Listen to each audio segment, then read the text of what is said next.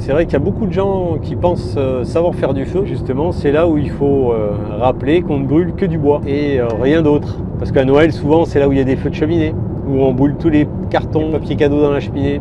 Et bien là, on pollue max 2, on monte très fort en température. Si on a un conduit qui est sale, ben là, il y a une auto-inflammation. Adjugé vendu, vous pouvez appeler les pompiers le soir de Noël. Le ramoneur porte bonheur, mais il amène des mauvaises nouvelles des fois. Non, non, alors je porte pas malheur. Non, justement, je veille sur vous. Le ramonage est une obligation légale.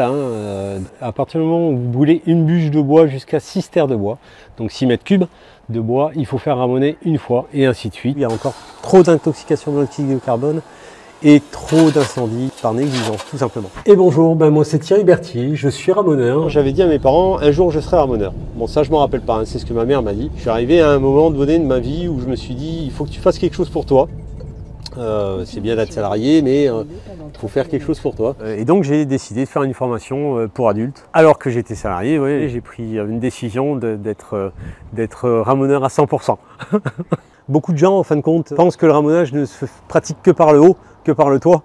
Alors effectivement, du temps de Mary Poppins, c'était effectivement le cas, sauf qu'il y a beaucoup de ramoneurs qui sont morts et qui meurent encore chaque année parce qu'ils interviennent sur les toits. Historiquement, effectivement, les Velux ils étaient là pour les ramoneurs, parce que du coup les Velux étaient posés à côté des conduits de cheminée. Dans beaucoup de pays étrangers, l'Allemagne, la Suisse, il y a des petites plateformes à côté des conduits, et donc les ramoneurs peuvent travailler en toute sécurité. Et en France, non? En France, malheureusement, non. On a des toits qui ne sont pas sécurisés. J'essaye de faire tous les contrôles possibles en étant au sol. Donc effectivement, le travail du ramoneur, c'est bien sûr de nettoyer les conduits. Mais on a tout un tas de choses à vérifier. Si on regarde sur la photo, à mon avis, là, il y a eu un point de chauffe.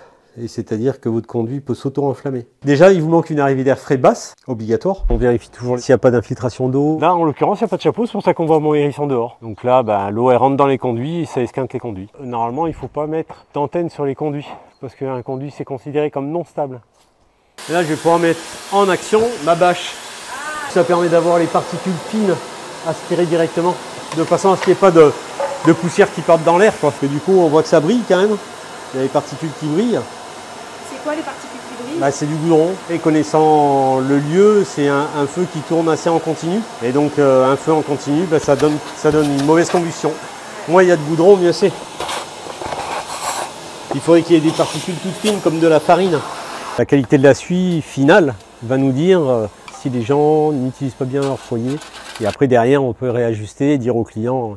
On est là aussi pour conseiller les clients. Ça fait partie de notre mission. Du coup, en vrai, petite préférence pour les poêles ou les cheminées? Pour la bois, forcément. Un foyer ouvert, c'est joli, mais on brûle beaucoup de bois, on pollue et puis on chauffe pas. C'est pas du tout efficace. On rejette plein de particules fines. Parce que maintenant, il y a des poêles à bois qui sont vachement performants, où on brûle peu de bois et on chauffe bien. De toute façon, à terme, le foyer ouvert sera interdit. Et c'est déjà interdit dans certaines régions de France. Vous avez du petit bois d'allumage ou non? Je prends des cagettes. Petit bois d'allumage, c'est mieux.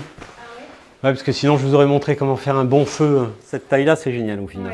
Ouais. Ouais, ça brûle super vite, quoi. J'ai déjà réussi à l'allumer avec des cagettes, mais je crois que j'en avais beaucoup plus. Bon, on va voir.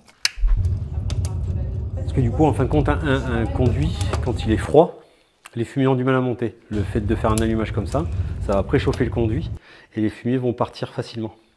Voilà, ce qui évite d'avoir plein de fumée à l'intérieur, puisque là, on va garder la vitre propre, il n'y aura pas de fumée. Si on a du bois qui est sec, toujours pareil. Oui, pour faire du bon feu, il faut du bois sec, forcément. Il faut que ce soit un bois qui ait moins de 20% d'humidité. Dans les magasins de bricolage, vous pouvez tous trouver un testeur d'humidité, parce que du coup, un bois mouillé, ça va charbonner.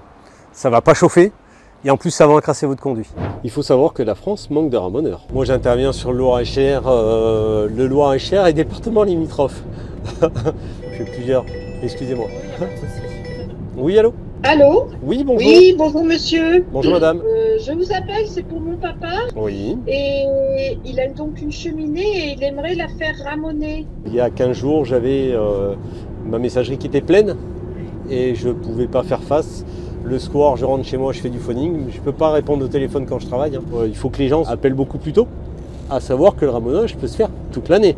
Oui, c'est un certificat annuel qu'il faut. Donc que ce soit de septembre à septembre ou de décembre à décembre ou de mars à mars, voilà. On est un métier qui n'est pas mis forcément en avant. Quand on voit Laurel et Hardy dans le rôle de ramoneur, bon, ça a changé. Heureusement qu'il y avait un maître ramoneur, hein, forcément, qui recrutait des enfants. Souvent, c'était des parents qui vendaient leurs enfants au maître ramoneur. Et donc, le maître ramoneur prenait les enfants, avec une corde, les descendait le long du conduit, et les enfants avaient des branches de houx ou de gui, et grattaient l'intérieur des conduits. Alors, ils avaient un mouchoir sur le bout du nez, histoire de... Mais bon, les pauvres, ils faisaient une saison, 2 saisons. Allez, s'ils étaient gaillards, ils faisaient 3 saisons, mais malheureusement, ces pauvres enfants décédés de maladie, hein, tout simplement. On leur rend honneur chaque année au Rassemblement international des ramoneurs qui se passe en Italie, à Santa Maria Maggiore. Une grande fête entre ramoneurs du monde entier. Hein. Il faut continuer à confédérer et de façon à faire avancer le métier.